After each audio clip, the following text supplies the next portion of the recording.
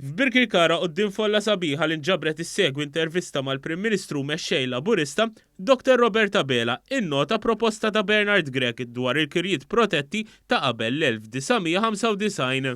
Il-Prim Ministru nnota li l-kap tal-Oppożizzjoni li qed jaspira li jmexxi lil Malta irid iħodd riforma fil-kirjiet li bija l-Gvern ipproteġa l-interessi tas-sidien u l-inkwilini.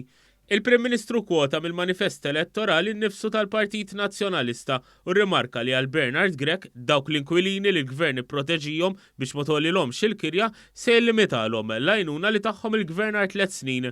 Dan fil-waqt li l-Gvern tagħhom din l-għajnuna għal dejjem u mhux b'aġġustamenti l-isfel. Taf x'qed jgħid Bernard Grech?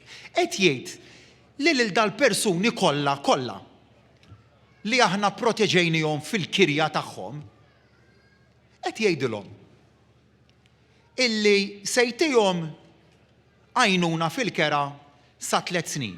Se jillimitalhom l-għajnuna li tajnihom aħna mingħajr limitu ta' żmien għal 3 snin. Mbagħad qallhom tridu terfawha intom il-kirja miżjuda.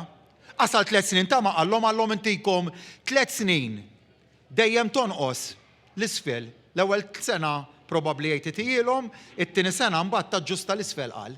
Il-Prim Ministru qal li mbagħad il-Partit Nazzjonalista ta' Bernard Grech irid li l-pis il fuq tal-kirja iridu jerfgħu l-inkwilini dan għal kontrarju ta' Gvern Laburista li ta' garanzija li l-pis tal-kirja miżjuda se jħallasha kollha kemm il-Gvern. Jien nistaqsi u ngħid lil dal-persuni kollha li sa ftit ilu kienu jħallsu 230 euro.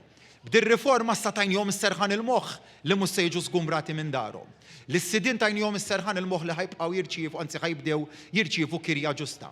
Lil dal-persuni ngħidilhom. U l-kirja jgħidu telha 9,000 euro fis-sena.